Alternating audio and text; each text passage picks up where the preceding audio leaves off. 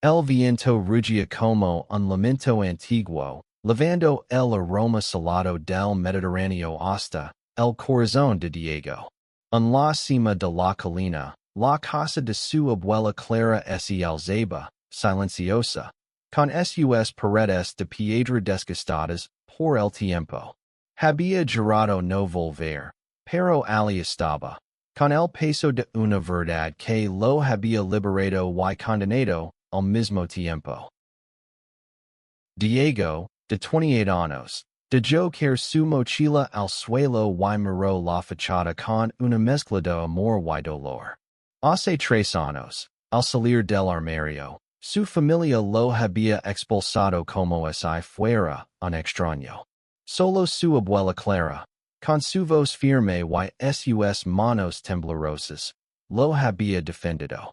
Esta casa será tuya, mi niño, lo había dicho antes de morir, dejando en herencia no solo un hogar, sino un refugio contra el mundo.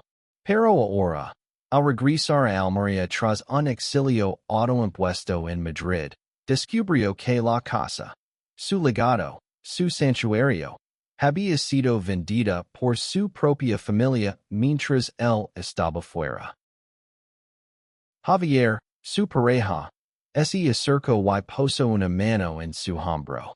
No estás solo en esto, Diego. Vamos a recuperarla, murmuró, sus ojos brillando con una mezcla de ternura y determinación. Javier, de 30 años, había conocido a Diego en un bar de Chueca, donde las luces de neón y las risas habían sido el preludio de un amor que ninguno esperaba. Juntos, habían construido una vida en Madrid, pero la noticia de la venta los trajo de vuelta a este pueblo donde las heridas ensangraban. El pueblo de Mojácar, con sus casas blancas y calles empedradas, parecía atrapado en el tiempo, pero bajo esa calma aparente, las tensiones hervían. Diego sabía que enfrentarse a su familia significaría desenterrar secretos, desafiar prejuicios y arriesgarlo todo por recuperar lo que era suyo. La casa no era solo un edificio. Era el último abrazo de su abuela, el único lugar donde había sentido que podía ser él mismo sin miedo. Caminaron hacia la plaza del pueblo, donde las miradas curiosas de los vecinos los seguían como sombras. Diego apretó la mano de Javier, sintiendo el calor de su piel como un ancla. No sé si estoy listo para esto, admitió, su voz temblorosa. Javier sonrió, pero sus ojos reflejaban la misma incertidumbre. Lo haremos juntos. Siempre juntos. En el ayuntamiento, Diego solicitó los documentos de la venta. La empleada, una mujer mayor con el cabello recogido, en un moño apartado, lo miró con desdén. La casa fue vendida legalmente por tu madre, Diego. No hay nada que reclamar. Sus palabras fueron como un puñetazo. Su madre, Isabel, había actuado a sus espaldas, sin siquiera consultarlo. La traición ardía en su pecho, pero no se rendiría tan fácilmente. Esa noche, en una pequeña pensión del pueblo, Diego y Javier hablaron hasta el amanecer.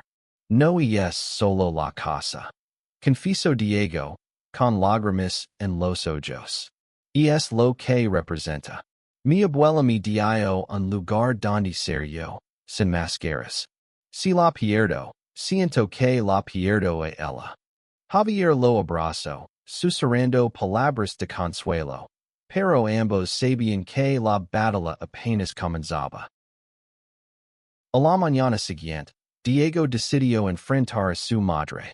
La casa de Isabel estaba al otro lado del pueblo, una villa moderna que contrastaba con la rusticidad de la casa de Clara.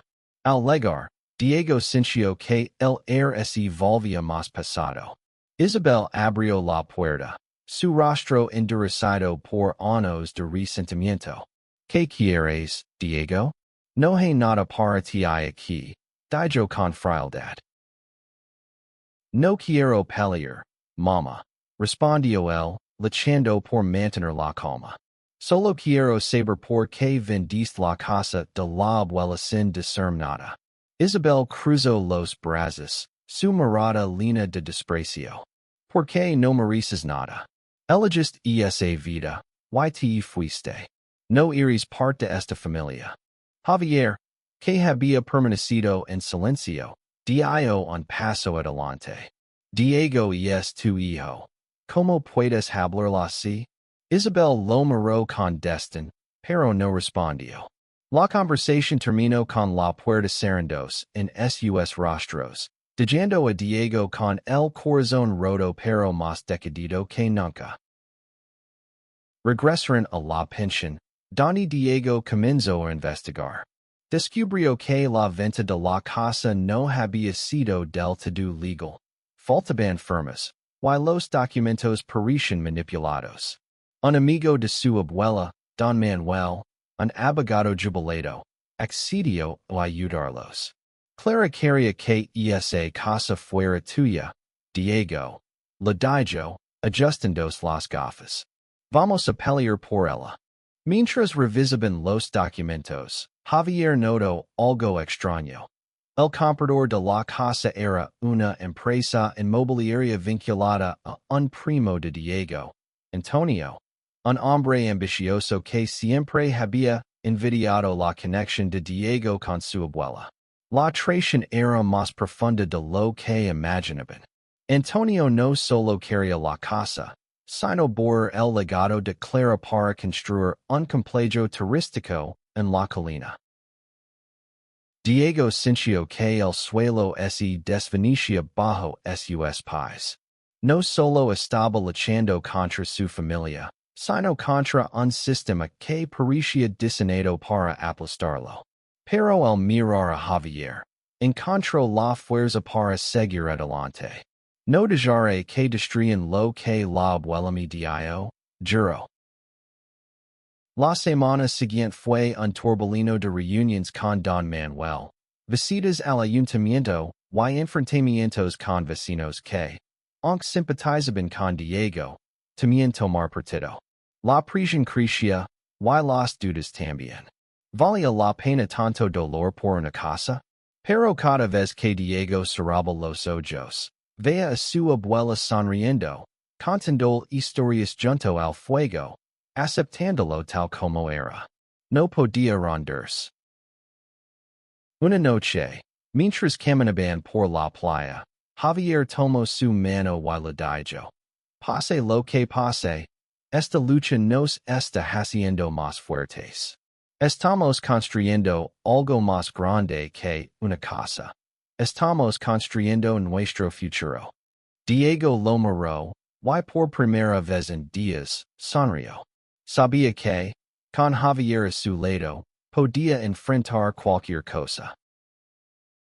La brisa marina soplaba suavemente, pero no lograba calmar el torbellino en el corazón de Diego. Cada día en Mojicar era una prueba de resistencia, un recordatorio de que su lucha por la casa de su abuela Clara no era solo contra documentos falsificados, sino contra un pueblo que sussurraba prejuicios en las esquinas. Sin embargo, con Javier a su lado, encontraba un refugio temporal en medio de la tormenta. Don Manuel, el abogado, lo citó en su pequeña oficina, un espacio lleno de libros polvorientos y recuerdos de una vida dedicada a la justicia. He revisado los documentos, dijo, con el rostro serios. La venta de la casa tiene irregularidades claras. Tu primo Antonio firmó en nombre de tu madre, pero no tenía autorización legal para hacerlo. Podemos llevar esto a los tribunales. Diego sintió un destello de esperanza, pero también miedo. Enfrentarse a Antonio significaba desafiar a una de las familias más influyentes del pueblo. Antonio, de 35 años, siempre había sido el favorito de la familia, un hombre carismático pero calculator. Si ambition superaba cualquier lazo familiar. ¿Y si perdemos? Preguntó Diego, apretando la mano de Javier bajo la mesa. No piensas en perder, respondió Javier, su voz firme. Estamos luchando por lo que es justo. Por ti, por Clara. Don Manuel Asensio, añadiendo, necesitaremos pruebas. Alguien en el ayuntamiento debe saber algo. Y tenemos que hablar con los vecinos que conocen a Clara. Ellos podrían testificar a tu favor. Esa tarde, Diego y Javier recorrieron las calles de Mojácar, tocando puertas y hablando con los ancianos del pueblo. Algunos los recibieron con abrazos cálidos, recordando a Clara como una mujer generosa que siempre ayudaba a quien lo necesitaba. Otros, sin embargo, evitaban sus miradas, murmurando excusas para cerrar sus puertas. No es solo por la casa. Lo confieso una vecina, Dona Carmen, mientras les servía un café. Y es por bueno, ya sabes. Algunos no aceptan lo tuyo con Javier. Diego sintió una punzada en el pecho, pero no dejó que las palabras lo derrumbaran. Clara me aceptó, respondió con calma. Y esta casa es lo último que me queda de ella. Dona Carmen asintió, con lágrimas en los ojos. Clara estaría orgullosa de ti. Cuenta conmigo. La búsqueda de aliados los llevó a un bar en el centro del pueblo, donde se reunían los pescadores y los artistas locales. Ali, conocieron a Lucia, una joven pintora de 25 años que había sido amiga de Clara en sus últimos años. Lucia, con su cabello teñido de azul y una energía vibrante, los escuchó con atención. Clara me hablaba de ti, Diego, dijo, sonriendo. Decía que eres su orgullo, que nunca te rendías. Si necesitas ayuda, estoy dentro. Lucia los llevó a conocer a otros jóvenes del pueblo que, como ella, veían en Diego y Javier una inspiración. Formaron un pequeño grupo de apoyo, dispuesto a recolectar firmas y presionar al ayuntamiento para que revisara la venta.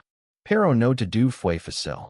Una noche, mientras regresaban a la pensión, alguien arrojó una piedra contra la ventana de su habitación, acompañada de una nota anónima. Vayans. Aquí no los queremos. Javier, furioso, quiso salir a buscar al culpable, pero Diego lo detuvo. No vale la pena, dijo, aunque su voz temblaba. Esto es lo que quieren. Que nos rindemos. Esa noche, abrazados en la cama, Diego confesó sus miedos. A veces pienso que no soy lo suficientemente fuerte para esto. Y si al final lo perdemos todo. Javier lo miró a los ojos y respondió. Entonces construiremos algo nuevo, juntos. Pero no vamos a rendirnos ahora. Al día siguiente, Don Manuel les dio una noticia inesperada. Habían encontrado un testamento antiguo de Clara, guardado en una caja fuerte de la casa. El documento especificaba claramente que la casa debía pesar a Diego, sin condiciones. Sin embargo, el testamento no estaba registrado oficialmente, lo que complicaba su validez. Necesitamos que un juez lo autentique, explicó Don Manuel. Y eso significa enfrentar a tu familia en la corte. Diego sabía que el juicio sería un campo de batalla. Su madre, Isabel, y su primo Antonio no se rendirían fácilmente. Pero algo dentro de él se fortalecía con cada obstáculo. La casa de Clara no era solo un legado material. Era un símbolo de resistencia, de amor incondicional, de la lucha por ser quien era sin pedir disculpas. Mientras tanto, Antonio comenzó a mover sus hilos. Contrato a un abogado caro de Malaga y empiezo a difundir rumores en el pueblo, pintando a Diego como un oportunista que solo quería la casa por dinero. Los susurros crecen, y algunos vecinos que antes los apoyaban comenzaron a dudar. Diego sintió la presión como una losa, pero Javier y sus nuevos aliados, Lucia, Dona Carmen y otros, lo mantenían en pie. Una tarde, mientras revisaban el testamento en la oficina de Don Manuel, Lucia irrumpió con una noticia. Encontré algo. Clara tenía una amiga en el ayuntamiento, una secretaria que podría saber cómo falsificaron los documentos de la venta. La pista los llevó a María, una mujer tímida de unos 50 años que trabajaba en el archivo municipal. María, al principio reacia, confesó que Antonio la había presionado para agilizar la venta, amenazándola con despedirla si no cooperaba. Me siento culpable, admitió María, con lágrimas en los ojos. Clara era una buena mujer. No quería hacerle esto a su nieto. Diego, en lugar de juzgarla, le tomó la mano. Ayúdanos a arreglarlo, le pidió. María asintió, permitiendo declarar en el juicio. Con esta nueva evidencia, la esperanza crecía, pero también el peligro.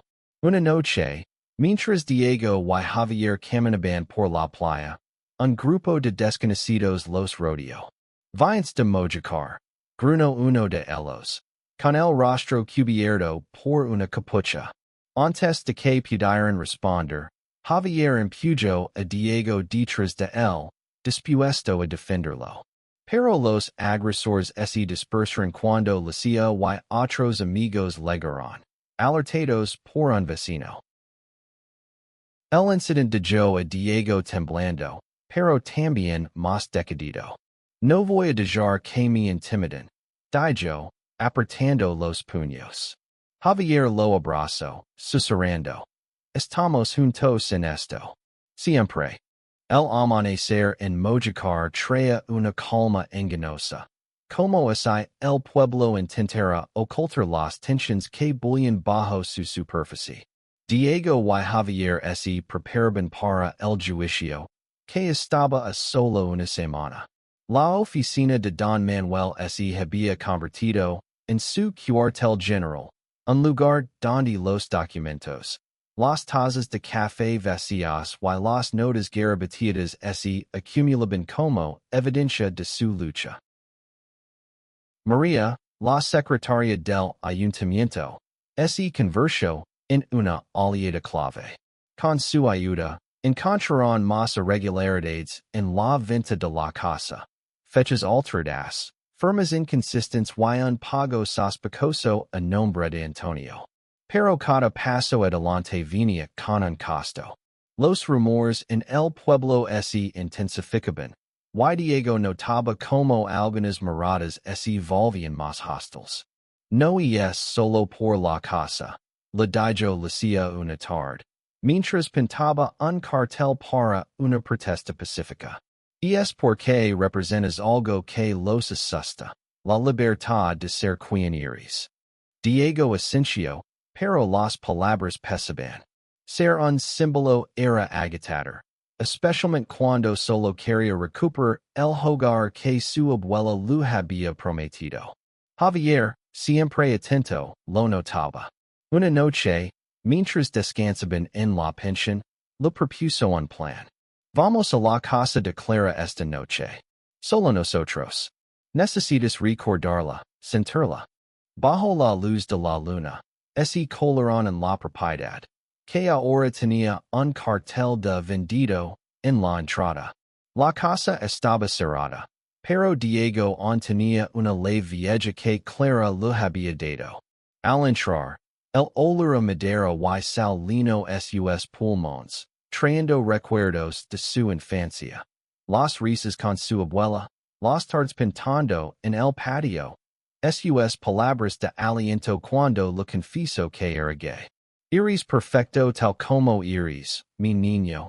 Lo había dicho, abrazándolo. Javier lo tomó de la mano mientras recorrían las habitaciones vacías. Este lugar es más que paredes, dijo. Es tu historia. Y vamos a protegerla. Diego, con lágrimas en los ojos, asintió. Encontrarán una caja vieja en el ático, llena de cartas de Clara. Una de ellas, dirigida a Diego, decía, nunca dejes que nadie te haga sentir menos. Esta casa es tuya, porque tú eres mi hogar. Esas palabras reavivaron su determinación. Al día siguiente, organizaron una reunión con los aliados del pueblo.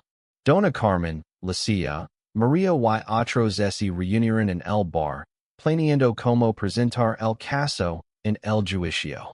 Pero la tranquilidad se rompió cuando Antonio irrumpió, acompañado de dos hombres de aspecto intimidante.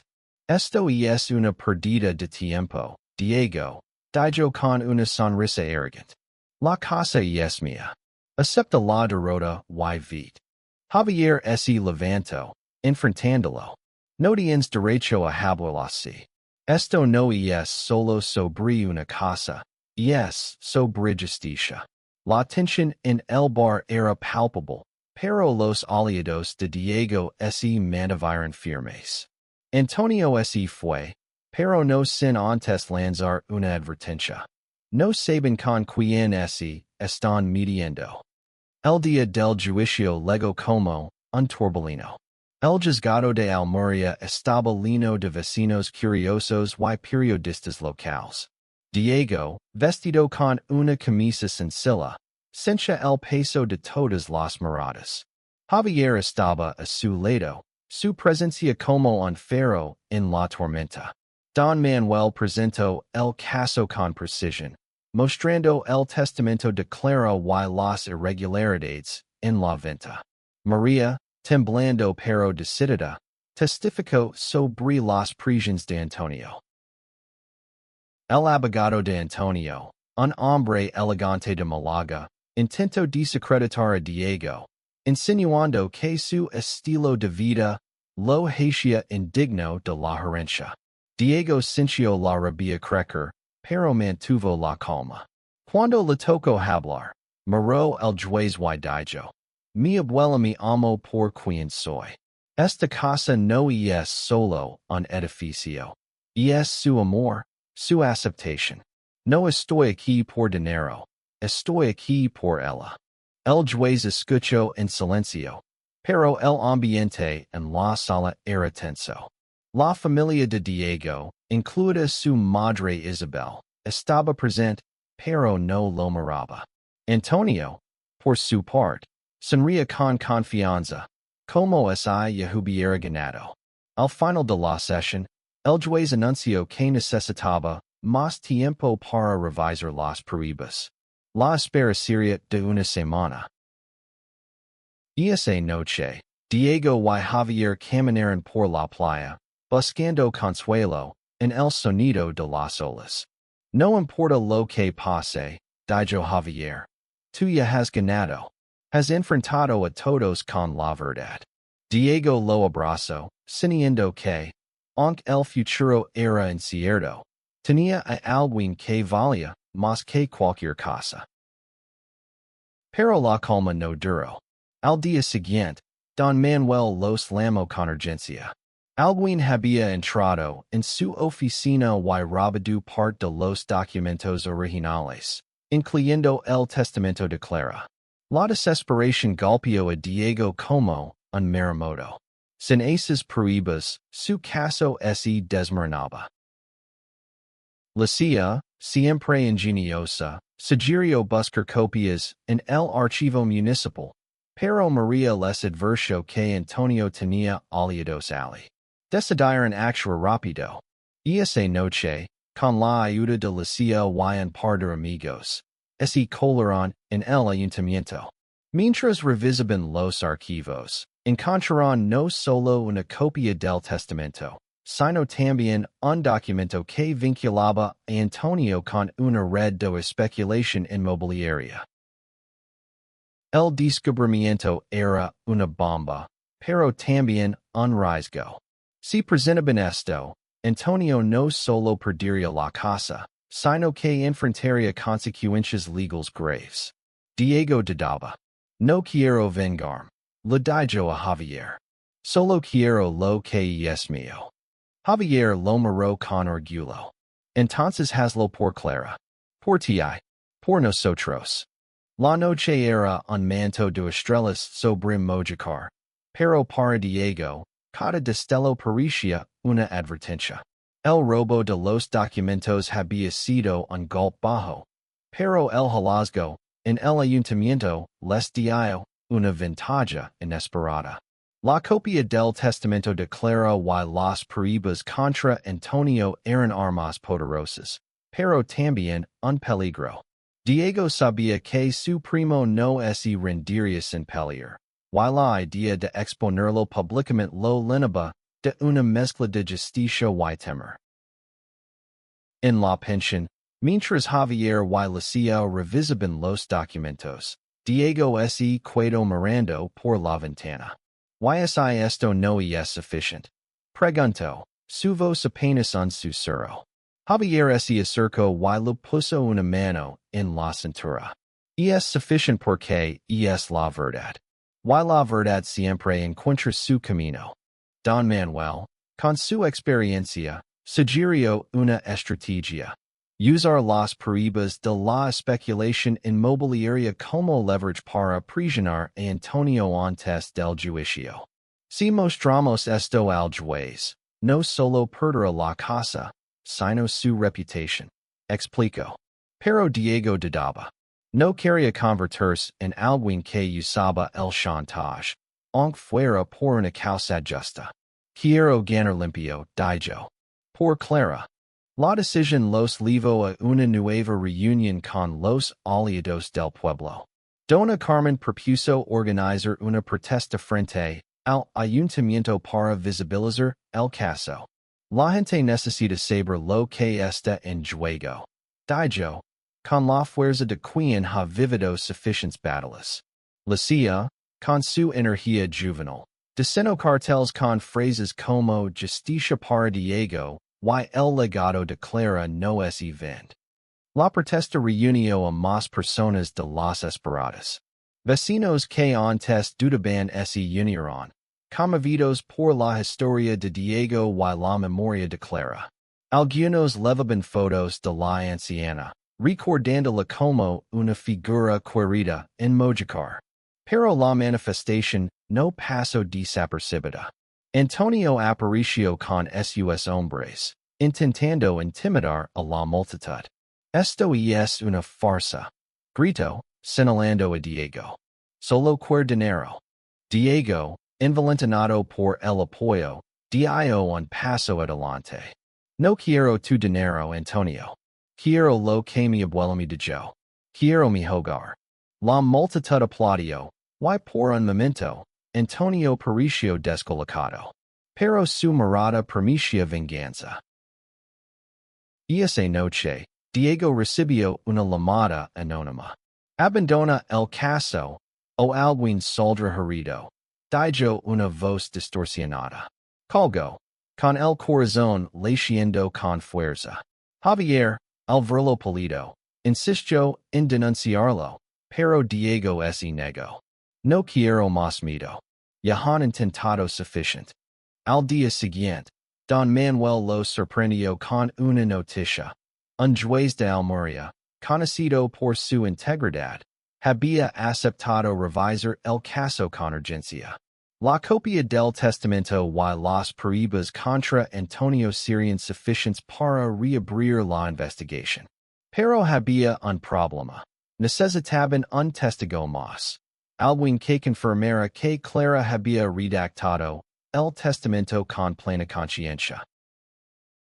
La búsqueda los llevó a Rosa, una amiga cercana de Clara que ahora vivía en un asilo a las afueras del pueblo. Rosa, de 80 años, tenía la memoria frágil, pero sus ojos iluminaron al mencionar a Clara. Ella amaba a Diego como a un hijo.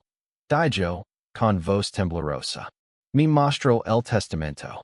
Dijo que era para protegerlo. El testimonio de Rosa era la paisa final que necesitaban. Pero cuando regresaron al pueblo, encontraron la pensión vandalizada. Las ventanas estaban rotas, sus pertenencias, esparcidas por el suelo. Una nota escrita a mano decía, última advertencia. Diego sintió que el mundo se derrumbaba, pero Javier lo abrazó con fuerza. No ven a detenernos, dijo, su voz cargada de furia y amor.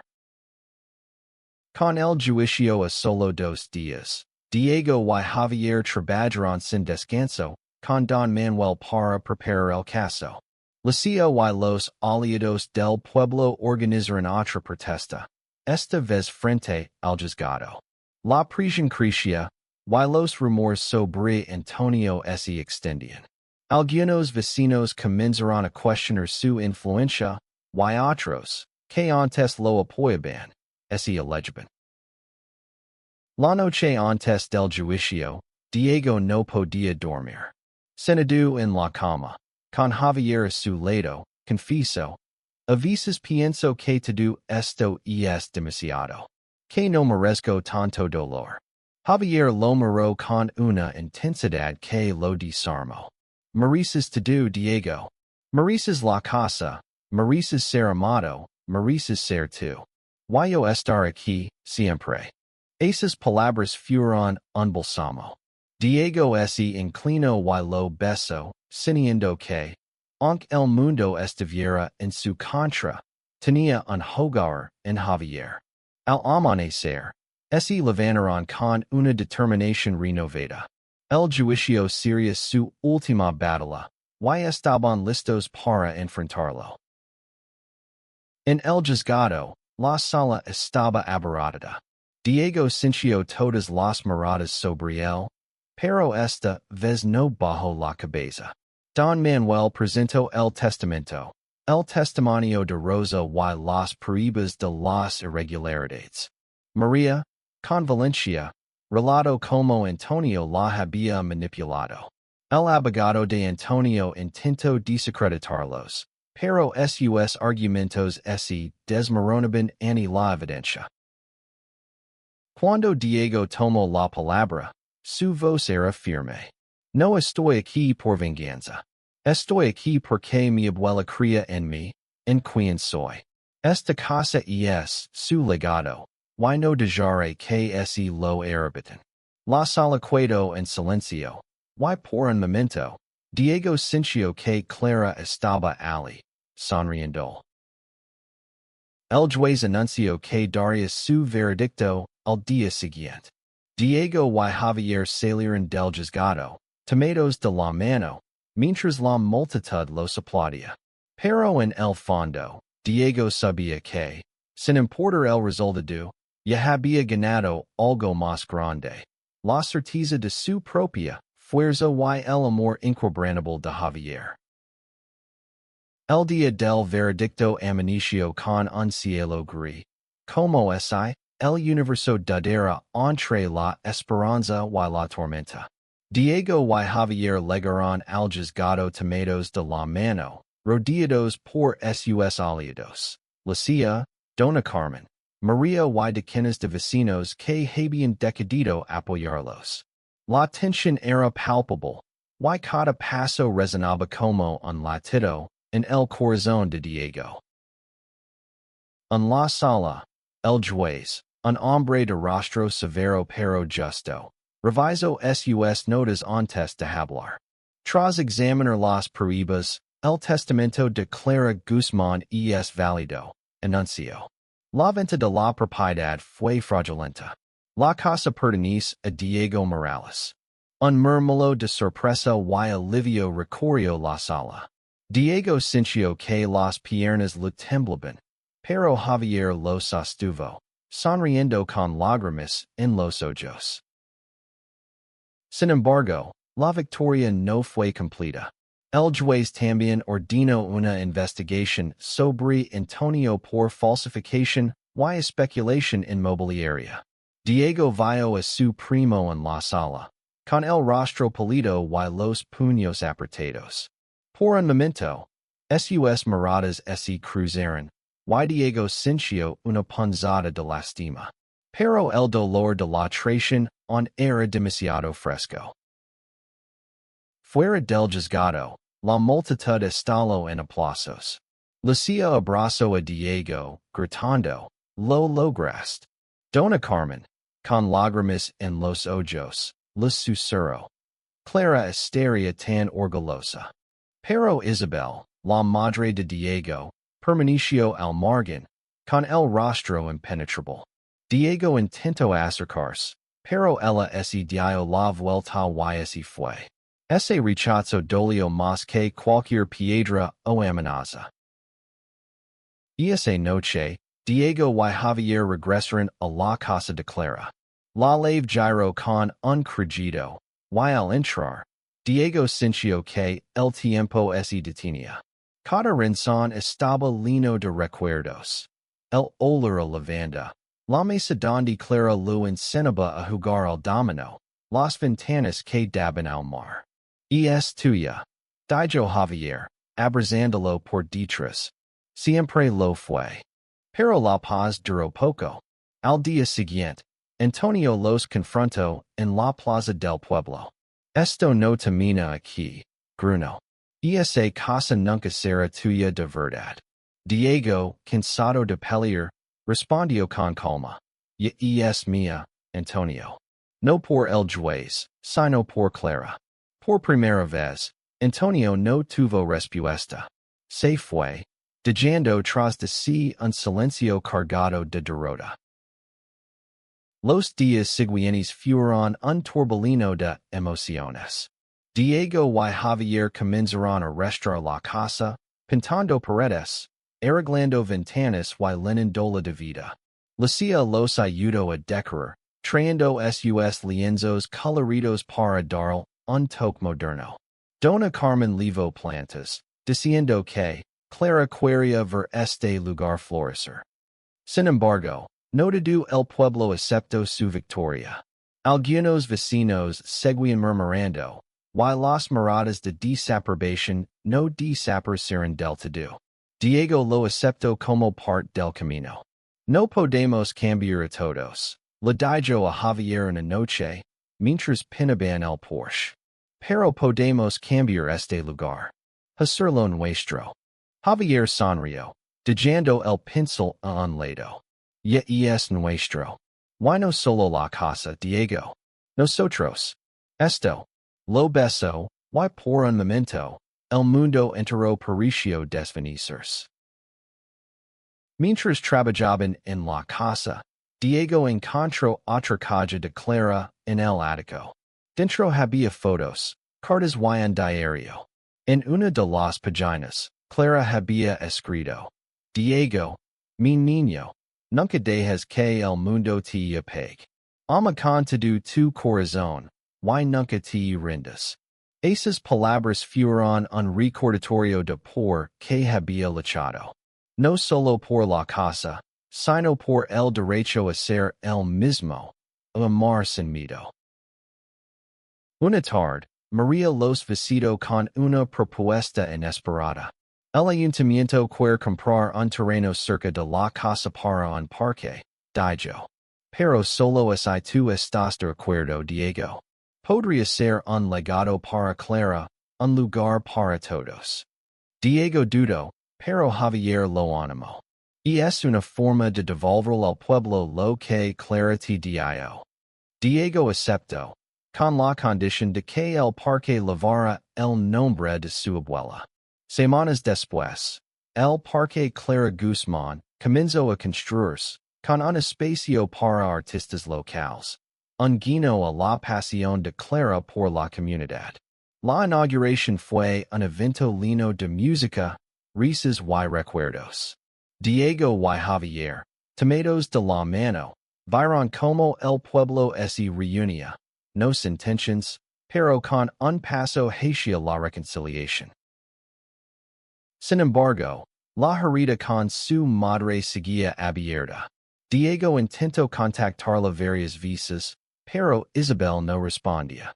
Una noche, mientras ordenaba las cosas de Clara, encontró una carta dirigida a su madre. En ella, Clara le pedía que aceptara a Diego, que viera el amor en su corazón.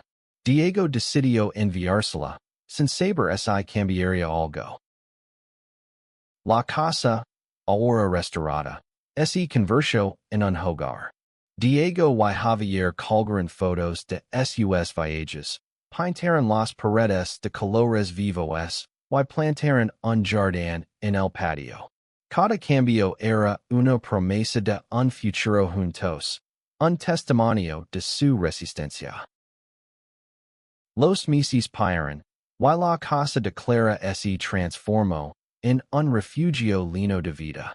Diego y Javier se instalaron definitivamente, convirtiendo el lugar en un hogar que reflejaba su amor y su lucha. Las paredes, ahora pintadas de azul y blanco, brillaban bajo el sol de Mojácar, y el patio florecía con jazmines que Dona Carmen les había regalado. Pero, aunque la casa era suya, Diego sentía un vacío, la ausencia de su madre.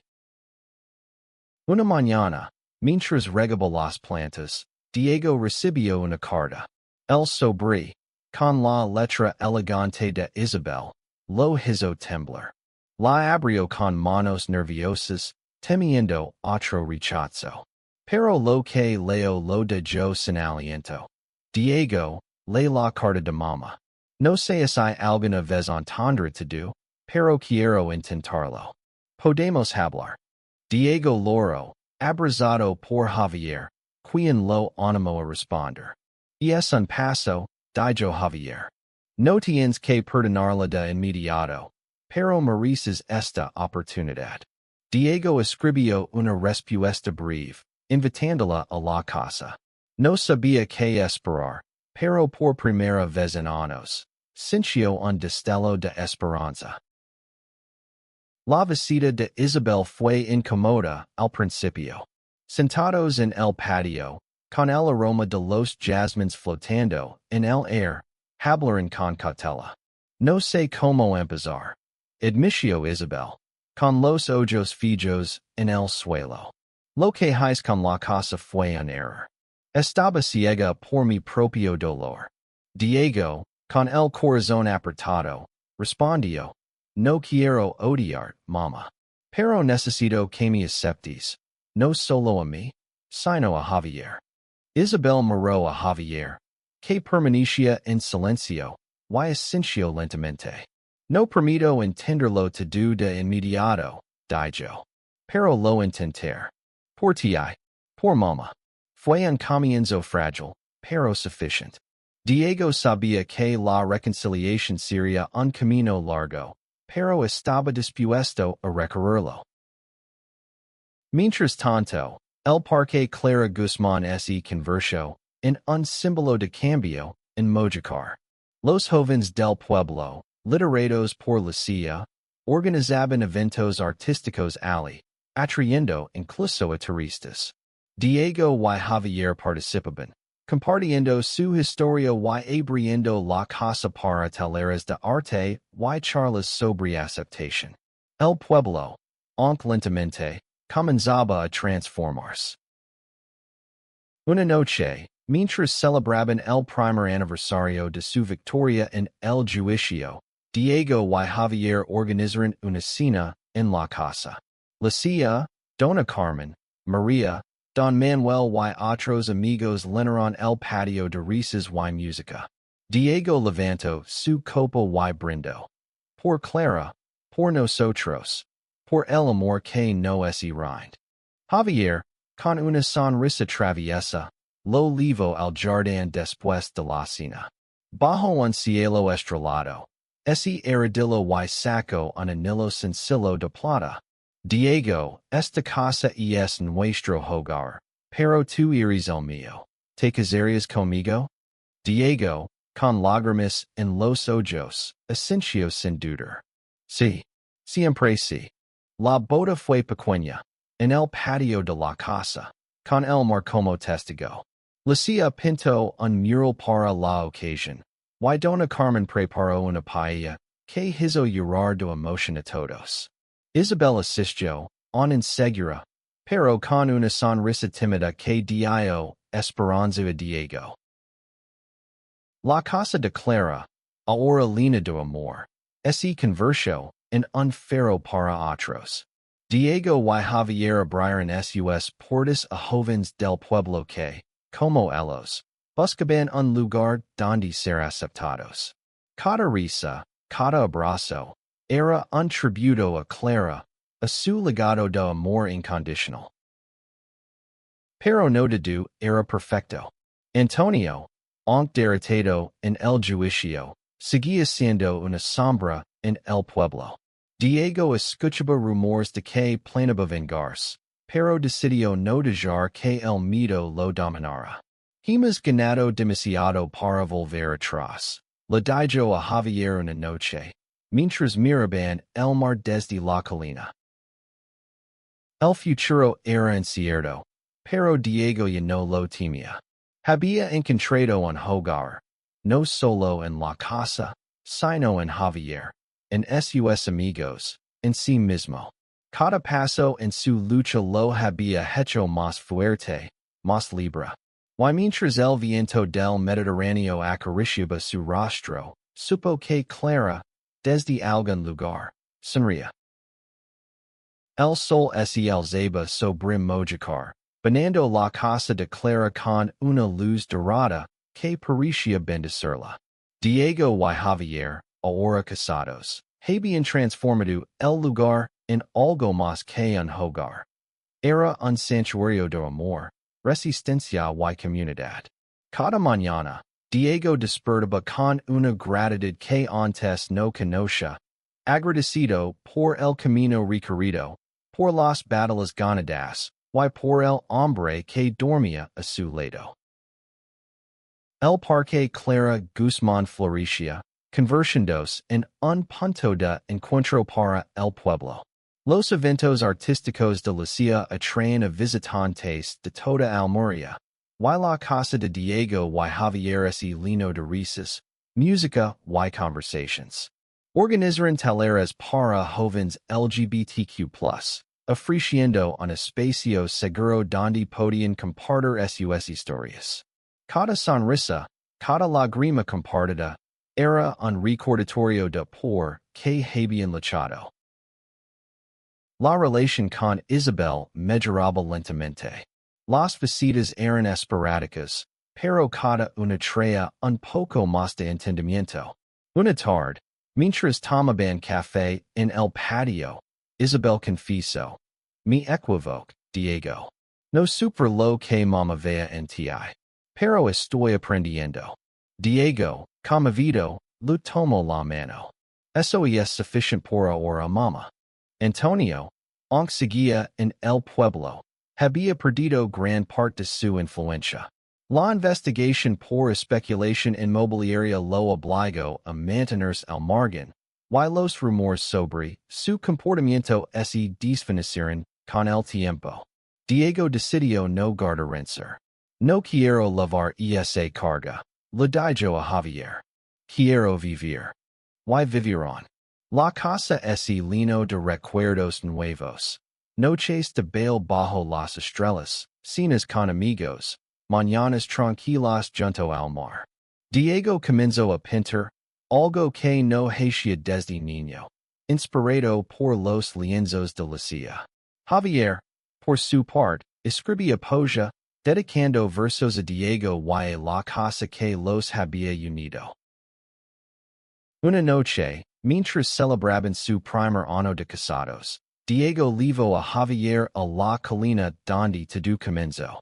El mar brillaba bajo la luna, y la casa de Clara se alzaba como un faro en la oscuridad. "Este lugar me salvó," dijo Diego, con la voz cargada de emoción. "Pero tú me diste la fuerza para salvarlo." Javier sonrió, apretando su mano. "No, Diego. Nosotros nos salvamos mutuamente. Se besaron. Con el viento del Mediterráneo como testigo, sabiendo que habían construido algo más grande que una casa. Un legado de amor, de Valencia, de humanidad. El pueblo, aunque no completamente transformado, había cambiado. Los murmullos de desaprobación eran menos frecuentes. Y los jóvenes que visitaban la casa traían consigo una nueva energía.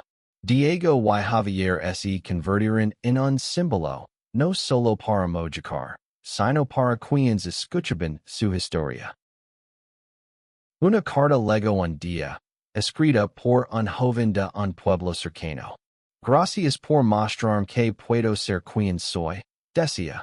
Diego la leo con lágrimas en los ojos, sintiendo que el espíritu de Clara vivía en cada palabra. La casa de Clara, con sus paredes de piedra y su vista al mar, siguió siendo un refugio. Pero ahora, no solo era de Diego y Javier. Era de todos los que buscaban un lugar donde ser libres, donde amar sin miedo.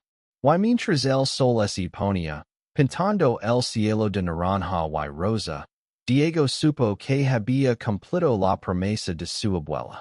Vivir con el corazón abierto, sin rendirse jamás.